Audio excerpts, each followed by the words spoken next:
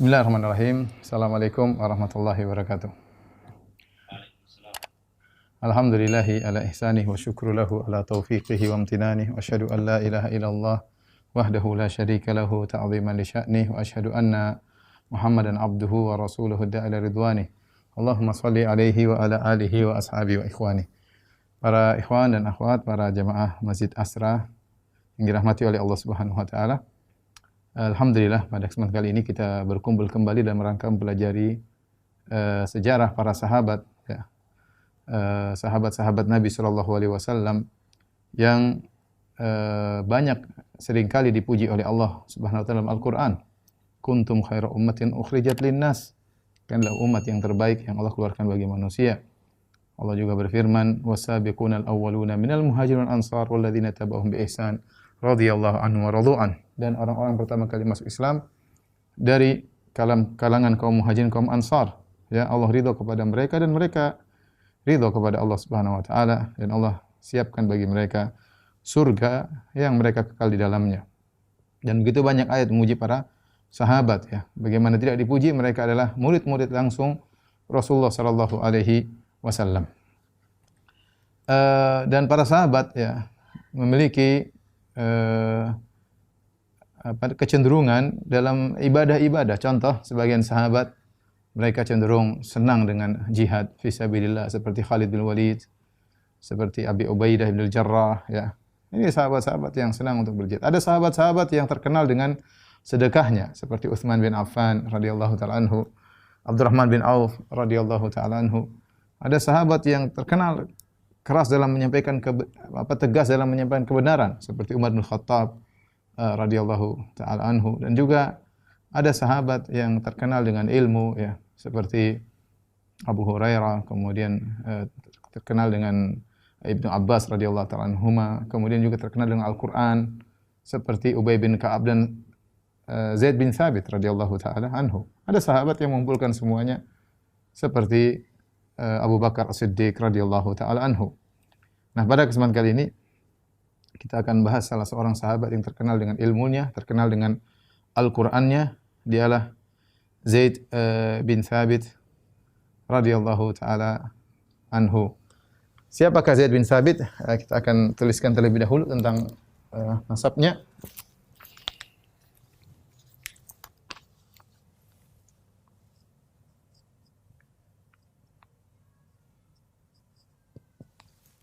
Zaid bin Thabit radhiyallahu taala anhu, ya. Bapaknya namanya Thabit, ya. Namanya bapaknya, ayahnya Thabit bin Zaid, ya, bin Zaid An-Najjari. Najjari dari keturunan Malik bin Najjar. Najjari, kemudian Al-Khazraji, Al-Ansari. Ayahnya Thabit bin Zaid kemudian menikah dengan ibunya adalah An-Nuwar bintu Malik bin Sirmah bin Adi. Dari pernikahan Thabit dan Nuwar lahirlah dua orang anak. Yang pertama adalah Zaid bin Thabit, ya. Anaknya adalah Yazid.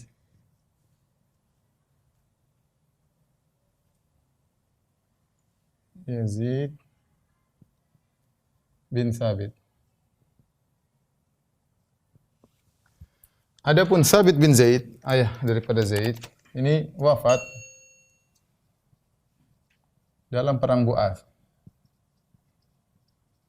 Perang Bu'ath adalah perang terkenal di Madinah, yaitu perang saudara.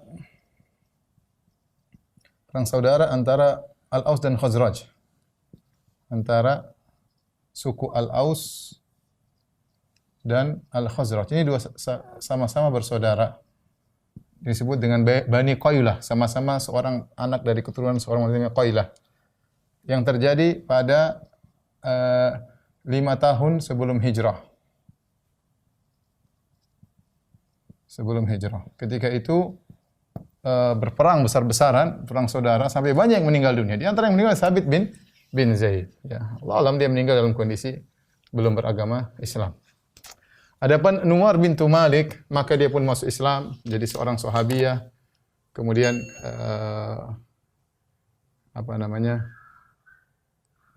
meriwayatkan hadis dari Nabi sallallahu alaihi wasallam. Adapun Yazid bin Sabit, saudaranya Zaid, ikut perang Badar dan wafat dalam perang Yamamah. Ma'rakatul Yamamah ma'ruf, al-Yamamah yaitu perang melawan Musailimah al-Kadzdzab sekitar tahun 11 Hijriyah, ya, ketika banyak orang-orang murtad di zaman Abu Bakar As-Siddiq radhiyallahu anhu.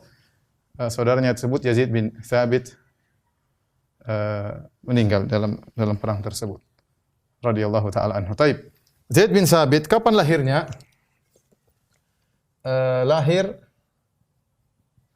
yaitu 11 tahun sebelum hijrah. Jadi ketika Nabi SAW datang, Zaid bin Thabit umurnya 11 tahun. Berarti ketika ayahnya meninggal 5 tahun sebelum hijrah, berarti ketika itu Zaid yatim dengan usia sekitar 6 tahun. 6 tahun. Taib, ibunya Nuwar bintu Malik kemudian menikah dengan Umarah, ya, seorang sahabat. Setelah itu menikah dengan Umarah bintu Hazm, ya. Umarah bin Hazm atau bin Huzm, ya, radhiyallahu taala anhu. Nah, Umarah bin Huzm ini masuk Islam awal, dia ikut serta dalam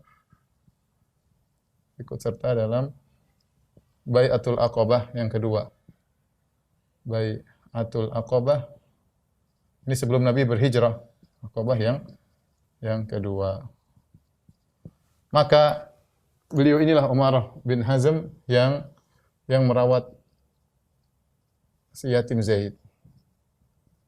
Si yatim Zaid. Karena dia adalah bapak tirinya Zaid bin Thabit radhiyallahu taala anhu. Ya. Umarah bin Zaid. Nah, Umarah bin Zaid ini juga wafat sama tahun 11 Hijriah dalam perang Yamamah. Perang Al-Yamamah itu perang besar ketika melawan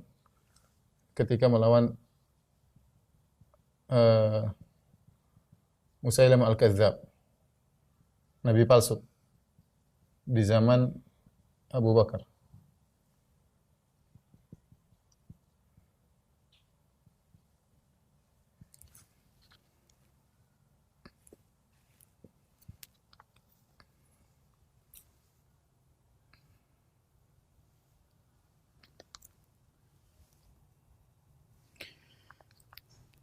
Kemudian Zaid bin Thabit ini setelah besar kemudian dia menikah. Beliau menikah, ya, dengan 3 orang istri. Jadi beliau berpoligami, ya. Nah, beliau menikah dengan 3 orang istri. Istri pertama, ya, adalah Ummu Jamil bintu Al-Mujallil Al-Qurasyiyah. Kemudian istri yang kedua, ini istri pertama, istri kedua yaitu Ummu Sa'ad binti Sa'ad bin Rabi radhiyallahu taala anhu, Ummu Sa'ad. binti Sa'ad bin Rabi. Eh, yang ketiga istri beliau adalah Amrah bin Mu'adz. Amrah bintu Mu'adz, ya, bin Anas. Uh, Ummu Jamil ini adalah janda, memiliki 2 anak, ya.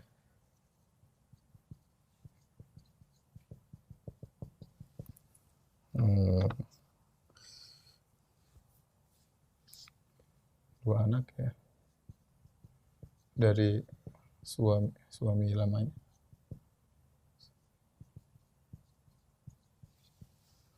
Yaitu Hatib bin Harits.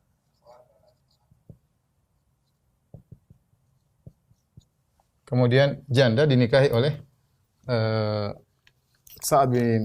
Zaid bin Sabit. Kemudian punya anak namanya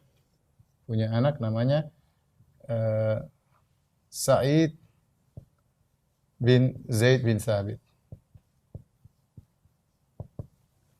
Nah, Zaid menikah dengan Ummu Sa'ad binti Sa'ad bin Rabi, punya anak banyak. Ini anaknya banyak sekali. Anaknya banyak. Di antaranya yang terkenal adalah Kharijah, ya, bin Zaid bin Sabit. Kharijah ini adalah fuqaha al-Madinah as-sab'ah. Di antara 7 orang yang ahli fikih terkenal di kota Madinah. Ini juga anak beliau banyak.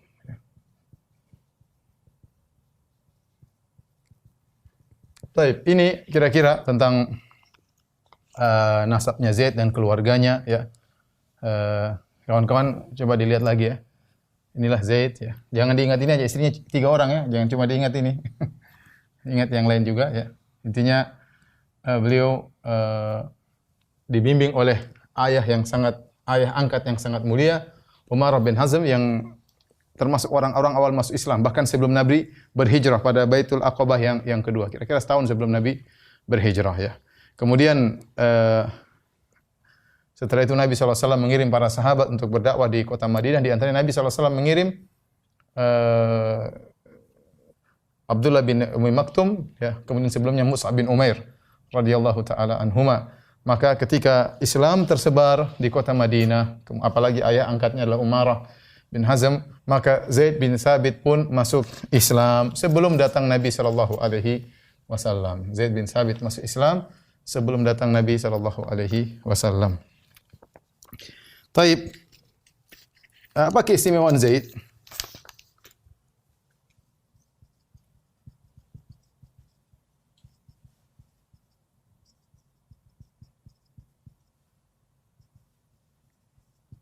Keistimewaan banyak, kita tulis sebagiannya saja. Yang pertama,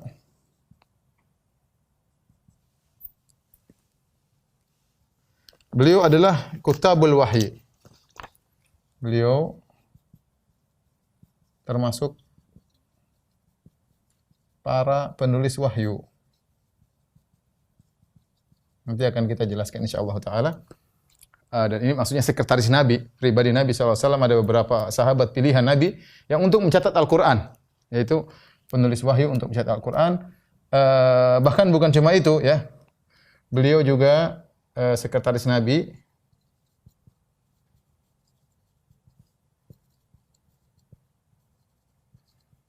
untuk menulis surat kepada para raja, menuliskan surat Nabi kepada para raja. Beliau juga penterjemah Nabi sallallahu alaihi wasallam. Ya, penterjemah Nabi sallallahu alaihi wasallam.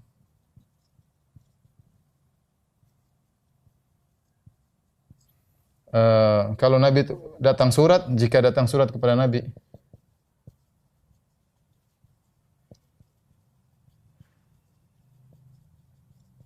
Nabi di raja-raja, maka yang terjemah adalah Zaid bin Sabit, ya. Bahkan disebut, jadi beliau menguasai, ya, datang dalam hadis yang kita bacakan, beliau menguasai bahasa Ibrani,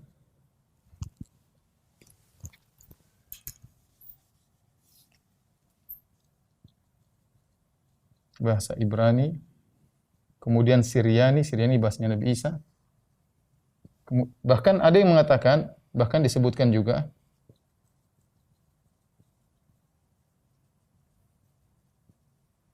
karena beliau harus tulis menerus buat Nabi SAW ke raja-raja.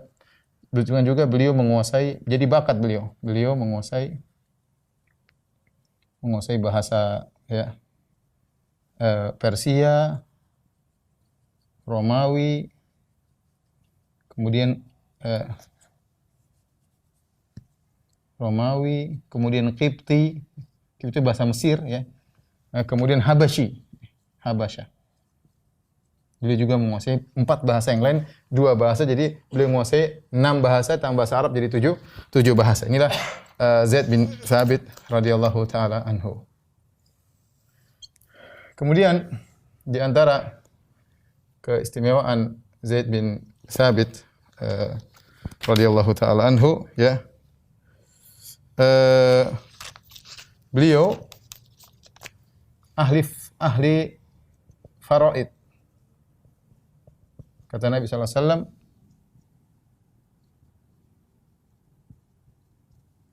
wa afradu ummati Zaid bin Thabit. Yang paling pakar ilmu warisan faraid adalah Zaid bin Thabit. Ini ilmu yang susah ya. Harus belajar murojaah ya, terutama untuk hitung-hitungan. Ya, orang kalau belajar terus jadi mudah, tapi ini ilmu harus punya waktu sendiri untuk belajar dan banyak murojaah. Kalau tidak maka akan terlupakan ya. Makanya Nabi SAW mengatakan di antara ilmu yang dalam riwayat yang paling mudah diangkat ilmu faraid. Bahkan Nabi mengatakan akan terjadi suatu masa di mana 2 orang berselisih dalam warisan dan tidak ada yang menjadi hakim di antara mereka berdua. Kenapa? Karena tidak ada yang tahu tentang ilmu tersebut. Di antara keistimewaan Zaid bin Thabit adalah beliau diperintahkan khusus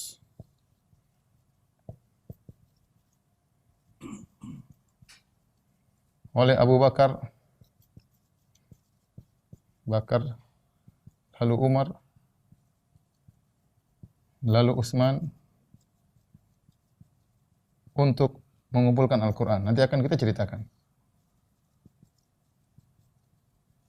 Al-Quran. Kemudian yang terakhir mungkin saya bisa singgung di antara keistimewaan Zaid bin Thabit adalah beliau yang mendamaikan para sahabat ketika Rasulullah SAW wafat.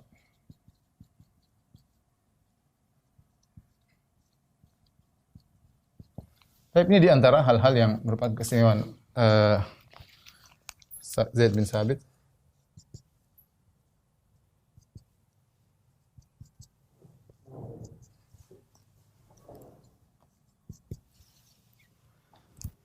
Tapi ini poin-poinnya. Kita akan ceritakan tentang poin-poin tersebut. Kita akan ceritakan poin-poin tersebut biar biar difoto. Ya. Tapi para ikhwan dan akhwat yang dirahmati oleh Subhanahu wa taala, adapun Islamnya Zaid bin Thabit sudah kita jelaskan tadi bahwasanya beliau dirawat oleh ayah angkatnya ya Umar bin Hazm yang sahabat yang mulia yang begitu merawat Zaid dengan baik, yaitu sebagai anak yatim ya. Umar memperhatikan dengan baik, mengajarkan Islam kepadanya sehingga Zaid pun masuk Islam. Demikian juga Islam tersebar di kota Madinah dengan dakwahnya Musa bin Umair radhiyallahu anhu dan juga Abdullah bin Ummi Maktum. Ketika Nabi SAW datang, ketika itu Zaid bin Thabit umurnya 11 tahun. 11 tahun, maka kemudian Zaid didatangkan kepada Nabi SAW. Maka orang berkata, "Ya Rasulullah, hadza gulamun min Bani Najjar." Ya, kata Zaid bin Thabit An-Najjari Al-Khazraji Al-Ansari. Inilah seorang anak dari pemuda atau remaja dari Bani Najjar. Waqad qara'a mimma unzila 'alaika 17 surah. Zaid bin Thabit sudah menghafal 17 surat sebelum engkau datang wahai Rasulullah sallallahu alaihi wasallam. Akhirnya kata Zaid, faqara'tu ala Rasulillah sallallahu alaihi wasallam. Aku pun baca 17 surat tersebut di hadapan Nabi sallallahu alaihi wasallam. Nabi belum datang, dia sudah hafal 17 surat. Fa'ajabahu dzalik, maka Nabi pun senang dengan hal tersebut. Nabi melihat bagaimana Zaid bin Thabit seorang yang cerdas ya. Sehingga Nabi berkata, "Ya Zaid, ta'allam li kitab Yahud." Wahai Zaid, tolong belajar untukku untuk belajar bagaimana bahasanya orang-orang Yahudi. Fa inni wallahi la ma amanuhum ala kitabi. Sungguhnya aku tidak merasa aman kepada mereka dengan tulisan-tulisanku ya. Qala, perhatikan sini yang menakjubkan di sini. Kata Zaid bin Thabit, yaitu bahasa Ibraniyah. Nabi suruh Zaid, karena Nabi lihat Zaid orang yang cerdas, Nabi suruh Zaid bin Thabit radhiyallahu anhu untuk belajar bahasa Ibrani. Fata'allamtuhu fama madha li nisfu syahrin hatta hadaqtuhu. Kata Zaid bin Thabit, maka aku belajar bahasa Ibraniyah. Karena kita tahu di Madinah Zaid belajar kaum muslimin bertetangga dengan orang Yahudi, terutama dari Bani Qainuqa, Bani Nadhir dan Bani Quraidah. Kata Zaid bin Thabit, maka aku pun belajar bahasa Ibrani. Belum sampai setengah bulan aku sudah tidaklah lewat setengah bulan kecuali aku sudah menguasainya. Hatta hadaqtu itu artinya aku benar-benar menguasai dan mahir dalam berbahasa Yahudi. Ya, dan ini bukan perkara yang mudah. 15 hari dari bahasa Arab kemudian mahir dalam bahasa Ibrani ya. Maksudnya ini butuh kecerdasan yang luar biasa. Ya, oleh karenanya para sahabat cerdas. Ini bukti.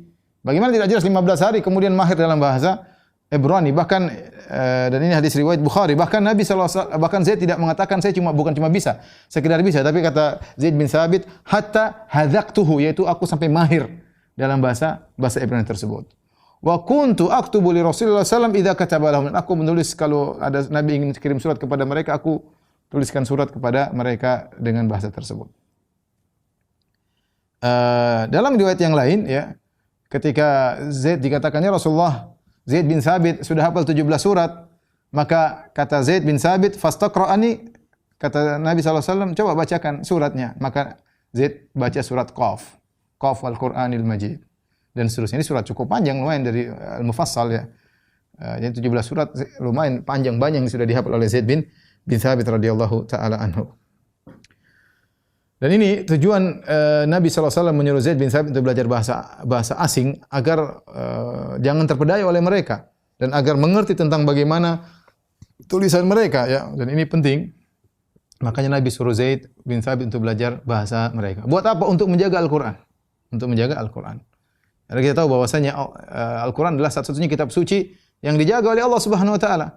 Makanya Allah mengatakan inna nahnu nazzalna dzikra wa inna lahu lahafizun. Kami yang turunkan Al-Qur'an dan kami akan menjaganya. Beda dengan kitab-kitab sebelumnya, yang dikasih tugas adalah para pendeta yang ditugaskan untuk menjaga kitab-kitab sebelumnya. Makanya Allah mengatakan inna anzalna at-taurata fiha huda wa nur yahkum biha an-nabiyyuna alladhina aslamu lil ladzina hadu war rabbaniyul ahbaru bimastuhfidhu min kitabillah. Kata Allah, kami turunkan Taurat, di situ ada cahaya dan kami orang-orang alim para nabi berhukum dengan Taurat kepada orang-orang Yahudi. Kemudian juga Taurat diikuti oleh Rabbaniyun wal Ahbar, yaitu para alim ulamanya Yahudi, bimastuhfidhu min kitabillah, dan mereka ditugaskan untuk menjaga kitabullah. Tapi ternyata mereka tidak bisa menjaga Taurat ya. Fanasu hadzam mimma dzukiru bih, mereka lupa ya. Kemudian juga mimma kuntum tukhfun, mereka juga menyembunyikan, ada yang mereka lupa, ada yang mereka sembunyikan. Ya, kemudian yuharrifunal kaliman mawadhi'ihi, mereka juga merubah-rubah tafsirnya. Ya, kemudian di antaranya mereka nambah-nambah tulisan fawailul ladzina yaktubunal kitaba bi aydihim tsumma yaqulun hadza min indillah. Celaka bagi orang yang menulis Alkitab atau Taurat dengan tangan-tangan mereka sendiri, kemudian mereka mengatakan dari sisi Allah Subhanahu wa taala. Sehingga dirubah-rubah ya, sampai sekarang terjadi banyak tahrifat, penyimpangan-penyimpangan dalam kitab suci mereka. Adapun Al-Qur'an Allah yang jaga. Bagaimana cara Allah jaga? Allah siapkan orang-orang yang akan menjaga Al-Qur'an. Di antaranya para hufadzul Qur'an, orang-orang hafal Al-Qur'an. Subhanallah. Kata Allah, "Wa laqad yassarna lidzikri wa laqad yassarna al-Qur'ana lidzikri fa hal min mudakkir." Sudah kami memudahkan Al-Qur'an untuk diingat di antara tafsirannya. Oleh karena Al-Qur'an dihafal oleh banyak orang. Kalau ada satu orang mengurangi satu huruf saja, anak-anak kecil orang kaum muslimin sudah tahu. Bukan cuma di penjuru alam semesta. Mau di Pakistan, mau di Indonesia, mau bahkan di Eropa, bahkan di Rusia, Ada anak-anak kecil yang mereka hafal Quran. Kalau sampai satu huruf saja dikurangi atau dua huruf dikurangi, ya harokatnya dirubah, maka anak-anak tersebut tahu. Kenapa? Karena mereka diberi kemudahan untuk hafal Quran. Ya. Dan ini suatu keajaiban. Oleh karena ketika Allah mengatakan, Inna nahnu nazzalna dzikra, kami yang telah menurunkan Al-Quran, wa inna lahu lahafidhun, dan kami akan menjaganya. Maka Allah siapkan sebab-sebabnya. Di antara sebab-sebabnya adalah Allah siapkan orang seperti Zaid bin Thabit. Ya, Allah siapkan orang Zaid bin Thabit, ya, yang cerdas dalam hafal Al-Quran, ya, dan juga sahabat-sahabat yang lain, ya. Jadi Nabi sallallahu alaihi wasallam menyuruh Zaid untuk belajar bahasa Ibrani agar Rasulullah, wallahi ma amanhum ala kitabi, ya, aku tidak merasa aman dari mereka dari kitabku, apakah yang dimaksud Al-Quran atau suratku, tapi intinya Zaid belajar bahasa Ibrani untuk kepentingan Nabi sallallahu alaihi wasallam, menjaga tulisan-tulisan Nabi sallallahu alaihi wasallam, di antaranya Al-Quran. Ya, taib. Dalam riwayat yang lain, ya, qala li Rasulullah sallallahu alaihi wasallam, Rasulullah SAW bertanya kepada Zaid, "Atuhsinu Siryaniyah? Innaha ta'tini." Wahai Zaid, apakah kau bisa bahasa Siryaniyah? Kalau Ibriyah bahasa Nabi Musa alaihissalam, kalau Siryaniyah bahasanya Nabi Isa alaihissalam. Innaha ta'tini, dia itu datang kepadaku surat-surat dengan bahasa Siryaniyah. Qultu la, aku tidak bisa ya Rasulullah. Kata Rasulullah SAW, fata'allamha, belajarlah kau bahasa Siryaniyah. Maka kata Zaid, fata'allamtuha fi 17 yauman. Aku mempelajari bahasa Siryaniyah dalam waktu 17 hari. 17 hari. Bahasa Ibrani 15 hari, bahasa Siryaniyah 17 hari. Dan kita tahu dalam riwayat yang lain disebutkan oleh para ulama, tadi saya sebutkan Zaid belajar juga bahasa Habasyah, yaitu bahasa Ethiopia, kemudian juga belajar bahasa Persia, belajar juga bahasa Romawi, dan belajar bahasa Kipti, yaitu bahasa Mesir, sehingga 6 bahasa dia kuasai. Dan kita tahu orang kalau mengerti bahasa lain maka pengetahuannya luas, ya. Orang semakin mengerti bahasa lain, pengetahuan sebenarnya menunjuk kecerdasan Zaid bin Thabit. Oleh karenanya beliau pakar, di antara bentuk kecerdasannya, ya, beliau dipilih oleh Nabi sallallahu alaihi wasallam untuk belajar bahasa-bahasa tersebut, dipilih menjadi kutabul wahyi, menjadi sekretaris Nabi sallallahu alaihi wasallam untuk menulis wahyu. Ya, kemudian beliau disebut afradu ummati, orang yang paling pakar tentang ilmu waris, ya. Jadi kalau ada orang masalah meninggal ini yang ahli warisnya si fulan, Zaid langsung bisa jawab, Masya Allah. Dan itu ilmu bukan ilmu yang mudah, ya. Siapa orang hebat tersebut? Zaid bin Thabit radhiyallahu taala anhu. Jadi intinya Zaid bin Thabit masuk Islam sebelum Nabi datang. Kemudian pada tahun kedua Hijriyah terjadi perang Uhud. Itu sebagaimana pernah kita ceritakan tentang perang Uhud, yaitu ketika itu Zaid umurnya 13 tahun. 13 tahun. Perang Uhud pada tahun ketiga Hijriah, berarti Zaid sekitar 11-14 tahun, ya. Maka Zaid bin Thabit ikut dalam perang Uhud. Namun di tengah perjalanan menjelang peperangan, Nabi SAW memeriksa pasukan. Yang masih kecil disuruh pulang, banyak yang disuruh pulang. Ya, ada Ibnu Umar disuruh pulang, Abu Sa'id Al-Khudri radhiyallahu anhu disuruh pulang, ya. Di antaranya Zaid bin Thabit tidak boleh ikut perang. Tetapi Zaid bin Thabit tidak ikut perang karena masih kecil, tetapi dia berada di sekitar lokasi peperangan. Di antara hal yang menunjukkan akan hal ini, ketika di akhir perang, ketika perang sudah selesai, maka Nabi SAW menyuruh Zaid bin Thabit untuk mencari Sa'ad bin Rabi'. Sahabat yang ma'ruf, Sa'ad bin Rabi', ya. Sering kita sampaikan ceritanya bagaimana Sa'ad bin Rabi' dipersaudarakan dengan Abdurrahman bin Auf, yang dia menawarkan setengah hartanya untuk Abdurrahman bin Auf. Dan dia juga yang menawarkan salah satu istrinya kepada Abdurrahman bin Auf. Dia mengatakan, "Wahai Abdurrahman, saya punya istri lebih dari satu.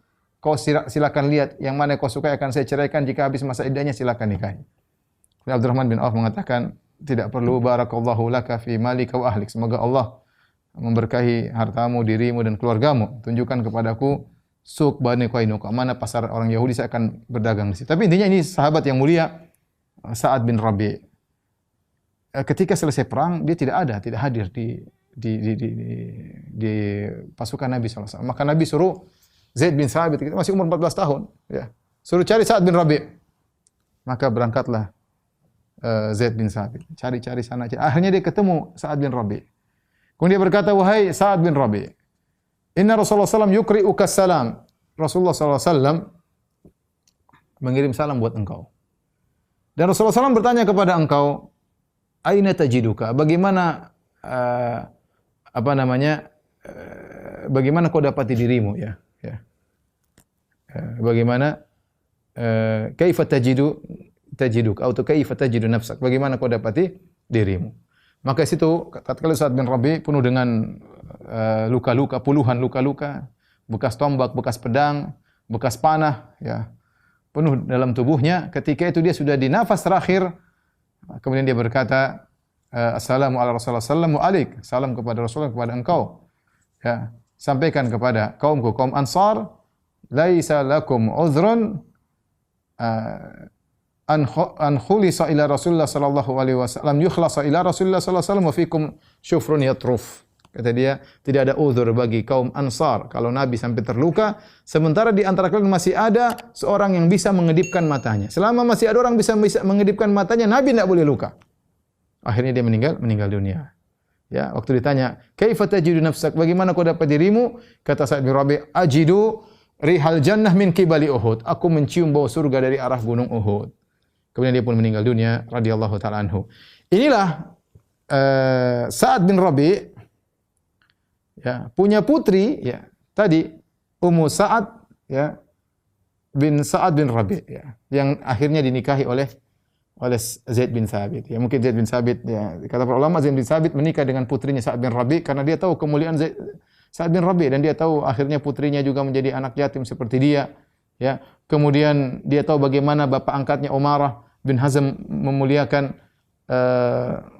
Sa'ad bin Rabi dan akhirnya Zaid bin Thabit menikahi putrinya Sa'ad bin Rabi radhiyallahu taala anhum ajma'in. Jadi beliau tidak ikut dalam peperangan, tapi beliau berada di sekitar perang Uhud. Setelah itu beliau ikut peperangan, perang Khandaq, perang selanjutnya bersama Rasulullah sallallahu alaihi wasallam. Adapun di antara keistimewaan beliau, ya, adalah beliau adalah Kutabul Wahyi. Kutabul Wahyi. Di sana ada orang-orang spesial yang diangkat oleh Nabi sallallahu alaihi wasallam sebagai pencatat wahyu-wahyu Allah Subhanahu wa taala. Ya.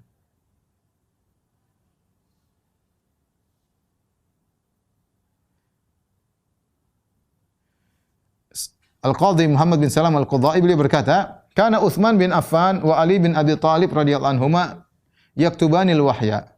Sungguhnya Utsman bin Affan dan Ali bin Abi Thalib menulis wahyu, menulis Al-Qur'an. Fa in ghaba, kalau ternyata keduanya tidak ada, kataba Ubay bin Ka'ab wa Zaid bin Thabit, maka yang menggantikan posisi mereka berdua untuk menulis adalah Ubay bin Ka'ab dan Zaid bin Thabit.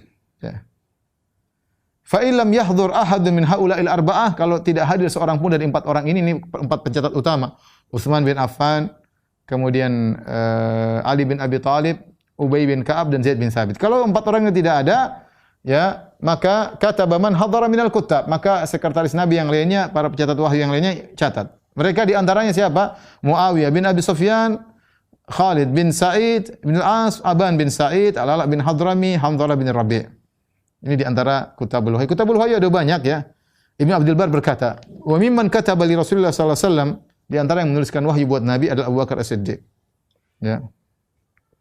Kemudian Umar bin Khattab, Utsman bin Affan, Ali bin Abi Thalib, Zubair bin Awam, Khalid wa Aban, anaknya Sa'id bin Al-As, Hamzah al-Asaydi, Al-Ala bin Hadrami, Khalid bin Walid, Abdullah bin Rawaha, Muhammad bin Maslamah, Abdullah bin Sa'ad bin Abi Sarah, Abdullah bin Ubay bin Salul, Al-Mughirah bin Syu'bah, Amr bin Al-As, Muawiyah bin Abi Sufyan, Juhaym bin Salb, Mu'ayqib bin Abi Fatimah, Syurahbil bin Hasanah, dan wa kana Zaid aktsarahum mulazamatan, dan Zaid yang paling banyak mulazamah kepada Nabi, kenapa? Karena yang paling muda di antara mereka. Jadi Zaid bin Thabit, ya, adalah di antara para pencatat wahyu yang spesial, ya, dan dia yang termasuk orang yang paling banyak bermulazamah dengan Nabi sallallahu alaihi wasallam dan sering baca Al-Qur'an, ya, karena hafalan Qur'annya banyak, kemudian mencatat Al-Qur'an.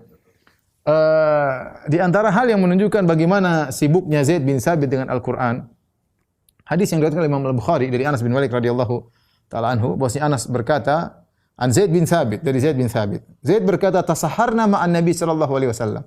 Kami bersahur bersama Nabi sallallahu alaihi wasallam. Ya, ini sering disampaikan ketika bulan Ramadan bagaimana di antara sunnah adalah sahur bareng. Di antara yang jadikan dalil adalah hadis Zaid bin Thabit. Bahwasanya kata Zaid, "Tasaharna ma'an Nabi sallallahu alaihi wasallam." Kami bersahur bersama Nabi sallallahu alaihi wasallam. Ya, setelah bersahur, "Tsumma qama ila salat." Kemudian Nabi pergi salat. Anas bin Malik, "Kam kana baina sahur wal azan?" Berapa jarak antara sahur dan salat dan azan? Maka kata Zaid bin Thabit, "Qadru 50 ayat." Ukuran membaca 50 ayat, bayangkan. Jadi Zaid bin Thabit mengukur waktu dengan ayat Al-Qur'an. Itulah para salaf dahulu, mereka sibuk dengan Al-Qur'an sehingga Al-Qur'an menjadikan ukuran waktu, ya. Kalau kita mana ada seukuran baca sekian ayat? Tidak ada, ya. Orang zaman dulu yang mungkin tukang minum masuk ukuran 2 minum cawan arak, tukang mabuk yang mengukur waktu. Kalau zaman sekarang mungkin tak ukur waktu dengan apa seukuran ini, seperjalanan dari sini ke sini. Tapi zaman dahulu para sahabat mengukur waktu dengan ayat. Kenapa? Karena mereka terbiasa baca Al-Qur'an. Terbiasa baca Al-Qur'an dan itu dijadikan sebagai ukuran waktu oleh mereka radhiyallahu taala anhum ajma'in. Ya.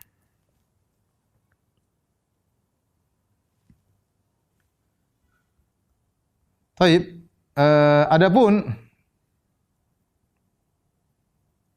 bagaimana proses pencatatan Al-Qur'an, ya.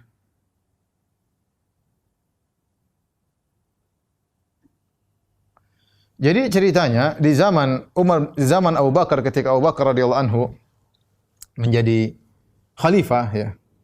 Terjadi perang besar tadi disebut Ma'rakatil Yamamah, perang Al-Yamamah. Situ perang besar-besaran lawan sekitar 40.000 atau 50.000 pasukan dari Musailimah Al-Kazzab, ya, nabi palsu, sehingga banyak sahabat yang meninggal. Di antara yang meninggal adalah para hufadzul Quran.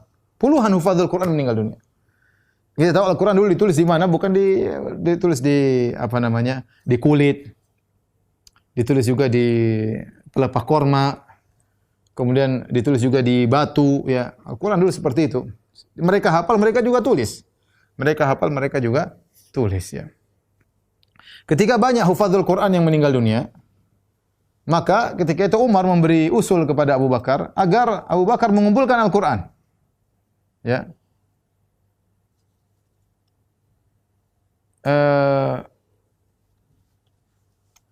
Akhirnya Abu Bakar tadinya tidak mau dibujuk-bujuk lagi oleh Umar. Kata Abu Bakar, "Gimana saya mau nulis lakukan sesuatu yang Nabi tidak melakukannya?"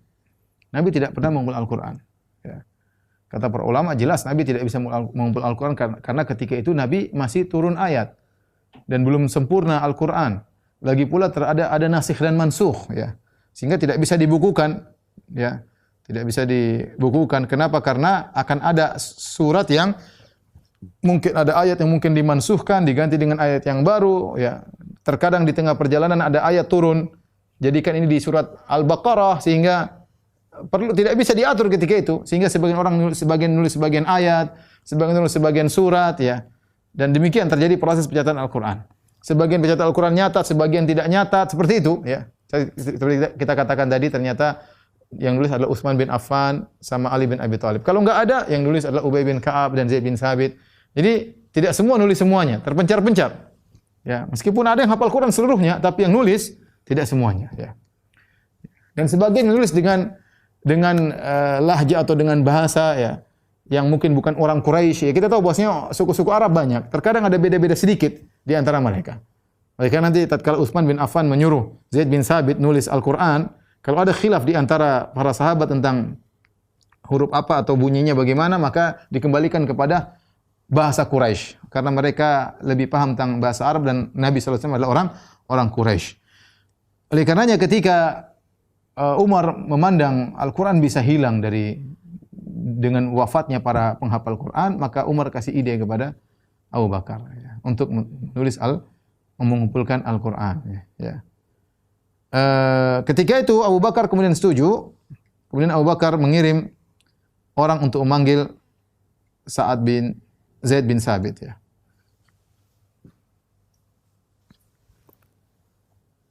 Abu Bakar radhiyallahu taala anhu berkata Zaid bin Thabit. Ketika kita ada Umar juga di samping Abu Bakar.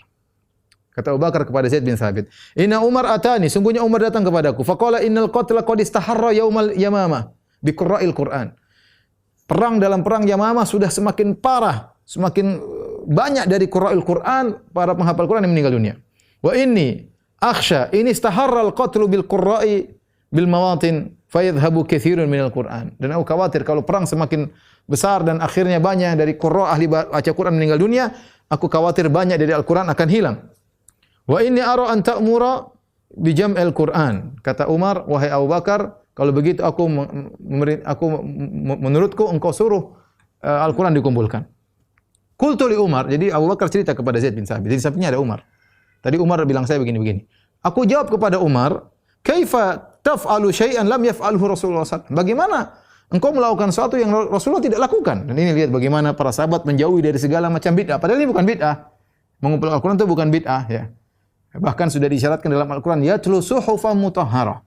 Rasulan yatlu suhufan mutahharah, dalam surat Al-Bayyinah. Datang seorang rasul yang dia membaca suhuf, ya, tulisan-tulisan yang suci, ya. Kemudian kasusnya beda karena di zaman Nabi Al-Quran tidak mungkin dikumpulkan tadi karena ada Al-Quran belum selesai dan bisa jadi ada turun ayat di tengah-tengah surat dan bisa jadi ada nasikh dan mansukh, dan itu sudah ketika Rasulullah SAW meninggal sudah selesai. Dan kemudian pencatatan Al-Quran, pengumpulan Al-Quran itu bukan berkaitan dengan tujuan hanya sekedar sarana. Sarana seperti kita ceramah pakai kamera, ceramah pakai apa namanya, mic, ya, pakai media-media sosial misalnya, ya. Ini semua sarana, ya. Yang penting kan baca Quran, tidak ada ibadah baru di sini. Ini bukan sedang membuat ritual ibadah baru, tapi sarana untuk mudah beribadah. Sama seperti bikin pondok, ya. Sama seperti belajar nahwu sharaf. Ini semua adalah sarana, ya. Termasuk dari bab al-masalihul mursalah, yaitu perkara yang maslahat, yang mendukung adanya suatu ibadah, bukan ritual ibadah tertentu, ya. Itu pun Abu Bakar enggan untuk melakukannya. Dan dia mengatakan, "Kaifa taf'alu ma lam yaf'alhu Rasulullah sallallahu alaihi wasallam?" Kaifa taf'alu syai'an lam yaf'alhu Rasulullah sallallahu alaihi wasallam? Bagaimana kau melakukan sesuatu wahai Umar yang Nabi tidak melakukannya? Kata Umar, "Hadza wallahi khair." Ini baik demi Allah. Kemudian falam yazal Umar yuraji'uni hatta syarahallahu sadri lidzalik. Dan Umar terus bolak-balik bilang aku, kata Abu Bakar cerita, sampai akhirnya Allah melapangkan dadaku untuk melakukan demikian. Wa ra'aitu fi dzalika alladhi ra'a Umar. Akhirnya pendapatku sama dengan pendapat Umar. Zaid berkata, qala Abu Bakar. Abu Bakar berkata kepada Zaid. Ini dia sudah cerita kronologisnya kepada Zaid, kemudian dia berkata, "Innaka rajulun syabun aqilun." Engkau adalah seorang pemuda yang cerdas. La nattahimuka, kami tidak menuduh engkau macam-macam. Wa qad kunta taktubul wahya, dan engkau termasuk para penulis wahyu. Kau orang spesial di sini Nabi. Nabi saja sudah mengamanahkan engkau untuk menulis wahyu, ya. Bagaimana kami mencurigai engkau, ya. Wa qad kunta taktubul wahyu, dan engkau dulu menulis wahyu di zaman Nabi, di Rasulullah sallallahu alaihi wasallam. Fatattaba'il Qur'an, maka carilah Al-Qur'an, fajma'hu, cari tulisan di sana, tulisan sini, kumpulkan, karena banyak orang-orang sudah meninggal dunia. Apa kata Zaid bin Thabit? Fa wallahi law kallafuni naqla jabalin minal jibal ma kana athqala alayya mimma amarani bihi min jamil Qur'an. Kata Zaid bin Thabit, demi Allah, seandainya mereka berdua Abu Bakar dan Umar menyuruhku untuk pindahkan gunung dari tempatnya ke tempat yang lain, tidak lebih berat daripada aku disuruh ngumpulin Al-Qur'an. Ini pekerjaan berat, wahyu Allah Subhanahu wa taala, firman Allah Subhanahu wa taala. Aku menjawab kepada mereka berdua, "Kaifa taf'aluna syai'an lam yaf'alhu Rasulullah sallallahu alaihi wasallam?" Bagaimana kalian melakukan sesuatu yang Nabi tidak melakukannya, wahai Abu Bakar dan Umar? Apa kata Abu Bakar? "Huwa wallahi khair." Sama seperti Umar ngomong kepada Abu Bakar juga ngomong kepada Zaid, demi Allah itu baik. Falam yazal Abu Bakar yuraji'uni hatta syaraha Allah sadri lilladzi syaraha lahu sadra Abi Bakr wa Umar radhiyallahu anhuma. Abu Bakar terus kembali kepadaku, nyampaikan ide ini terus sampai akhirnya Allah melapangkan dadaku. Dialah Allah yang telah melapangkan dada mereka berdua. Fatatabba'tul Qur'an, aku mulai kumpul Al-Qur'an. Ajma'uhu minal usub wal likhaf wa suduri rijal, semua aku kumpulkan. Ada yang hafal, ada yang tulis, ada yang tulis di apa namanya lembaran-lembaran, ada yang tulis di kulit, ada yang tulis di pelepah korma. Terus wajadtu akhir suratin At-Taubah ma Abi Khuzaimah Al-Ansari. Saya dapati surat terakhir, surat Taubah dihafal oleh Abu Khuzaimah Al-Ansari. Lam ajidha ma ahadin ghairi. Aku tidak mendapati orang lain yang hafal surat ini atau tulisan ini, ya. Itulah qad ja'akum rasulun min anfusikum azizun 'alaihi ma anittum, dan seterusnya sampai akhir daripada surat Taubah, surat Bara'ah. Kemudian jadi sebenarnya Allah mengatakan ketika itu tugas Zaid adalah ngumpulin semuanya. Ngumpulin, kemudian mungkin ada yang hafal ayat ini, disusunlah ayat-ayat tersebut dalam satu surat. Jadi disusun. Jadi misalnya alif lam mim dzalikal kitabul la raiba fihi hudal muttaqin, apa seterusnya. Alladzina yu'minuna bil ghaibi wa yuqimuna shalat. Ini seperti ini. Jadi lengkaplah surat Al-Baqarah dari ayat pertama sampai terakhir. Lengkaplah surat Al-Imran dari pertama sampai terakhir. Karena ada yang hafal sebagian, yang nyatat sebagian, tidak nyatat semuanya. Karena Nabi berpindah-pindah ketika Nabi berceramah, turun wahyu dalam kondisi ini, ada yang nyatat, ada yang enggak nyatat. Seperti itu kondisinya.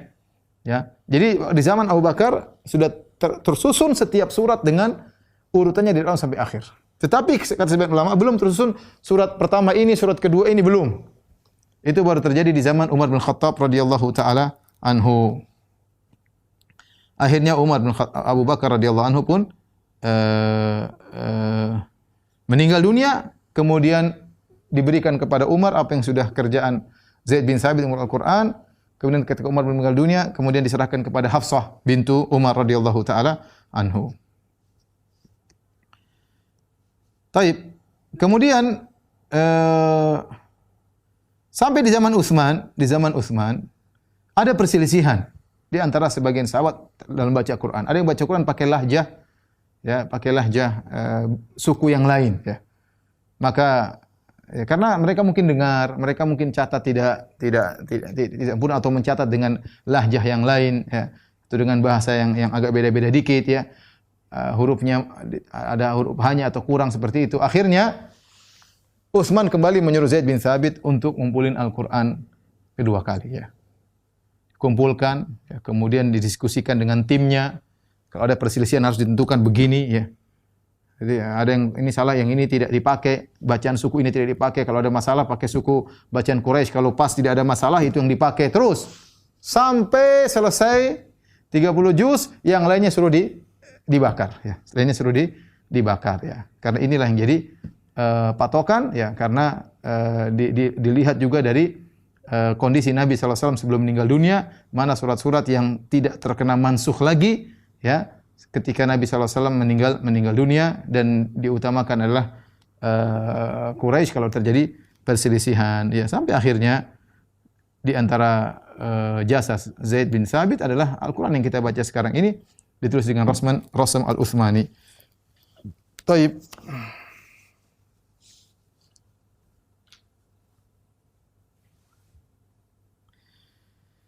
Ini di antara jasa Zaid bin Thabit radhiyallahu taala anhu, ya. Kemudian di antara jasa Zaid bin Thabit juga ketika terjadi peristiwa keributan di Saqifah Bani Sa'idah. Itu Rasulullah SAW meninggal dunia. Pada saat berselisih waktu itu. Ini siapa yang menjadi pemimpin? Karena mereka tahu pemimpin penting. Karena pemimpin, setelah ada pemimpin baru bisa melakukan tindakan-tindakan. Kalau ada pemimpin repot. Enggak ada pemimpin dibiarkan umat tanpa pemimpin repot. Akhirnya jadi khilaf waktu itu. Kaum Muhajirin mengatakan kami jadi pemimpin. Kaum Ansar mengatakan kami jadi pemimpin. Sampai ada yang berkata minkum amir wa minna amir. Enggak. Kamu ada yang jadi pemimpin di antara kamu, kami juga ada yang jadi pemimpin. Masing-masing ribut. Ada yang mengatakan enggak. Kaum Muhajirin jadi pemimpin, kami ada yang wakil dari kaum Ansar. Terjadi keributan ketika itu, maka Zaid bin Thabit berbicara, ya. Terjadi perdebatan, maka Zaid bin Thabit berdiri kemudian berkata, yang ini membuat semuanya terdiam. Kata Zaid bin Thabit, "Inna Rasulullah SAW kana minal muhajirin." Wahai kaumku. Zaid bin Thabit Ansari, ya. Dia mengatakan Rasulullah SAW dulu dari kaum Muhajirin. Wa innal imama yakunu minal muhajirin. Jadi imam adalah dari kaum Muhajirin. Wa nahnu ansaruhu kama kunna ansara Rasulillah sallallahu alaihi wasallam. Kita akan menjadi penolong imam yang baru ini sebagaimana kita dulu adalah para penolong Rasulullah sallallahu alaihi wasallam. Ya.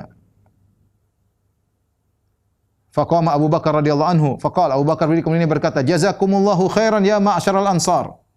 Ya, semoga Allah membalas kebaikan-baik kalian wahai ma'syaral ansar. Wa tsabbata qailakum, ya. Kemudian thumma akhadha Zaid bin Thabit bi yadi Abi Bakar. Kemudian Zaid bin Thabit memegang tangan Abu Bakar, faqala hadza sahibukum fabay'uh. Inilah imam kalian maka baiatlah. Akhirnya orang-orang baiat kepada Abu Bakar dan selesai perselisihan di antara para sahabat, dan ini adalah perkara yang perlu diingat tentang jasa Zaid bin Thabit radhiyallahu taala anhu. Kemudian Zaid bin Thabit radhiyallahu taala anhu adalah seorang alim dari kalangan para ulama ya, dan diakui oleh para sahabat yang lain ya. Disebutkan ketika ibunya meninggal dunia ya, maka Zaid bin Sabit menyolatkan ibunya ya. Setelah itu datang Ibnu Abbas radhiyallahu ta'ala anhuma. Kemudian Zaid bin Sabit naik baglah. Baglah itu hewan persilangan antara kuda dengan himar. Kemudian Ibnu Abbas menyiapkan tempat pijakan naik baglah, naik begol, disiapin. Kata Zaid bin Sabit, jangan, minggirkan. Kata Ibnu Abbas, hakadha umirna naf'al bi ulama'ina wa kubara'ina. Demikianlah kami diperintahkan untuk berbuat kepada para ulama kami. Itu dilayani oleh Ibnu Abbas. Pada Ibnu Abbas siapa? Ibnu Abbas adalah sepupu Nabi sallallahu alaihi wasallam ya, karena dia memuliakan Zaid bin Sabit radhiyallahu taala anhu. Dan Zaid bin Sabit mengajar Al-Qur'an, mengajar ilmu faraid ya. Pakar dalam ilmu faraid. Sebagian ulama ketika ada khilaf dalam masalah faraid, mereka mengambil pendapat Zaid bin Sabit karena Nabi berkata afradu ummati Zaid bin Sabit, yang paling pakar ilmu faraid adalah Zaid bin Sabit. Sampai akhirnya beliau meninggal dunia sekitar tahun ada yang bilang 54 Hijriah, ada yang mengatakan 50 Hijriah ya. Ketika meninggal dunia, maka datanglah Ibnu Abbas. Setelah dikuburkan Zaid, maka dia berkata, hakadha dhahabal ilm. Inilah perginya ilmu. Inilah perginya ilmu. Ini contoh bagaimana ketika Zaid bin Sabit radhiyallahu meninggal dunia, banyak ilmu yang pergi bersama Zaid bin Sabit radhiyallahu taala anhu. Demikianlah para ikhwan dan akhwat yang dirahmati Allah Subhanahu wa taala, sejarah singkat dari sahabat yang mulia Zaid bin Sabit radhiyallahu anhu. Wallahu a'lam bishawab. Demikian saja yang bisa saya sampaikan, kurang lebihnya saya mohon maaf.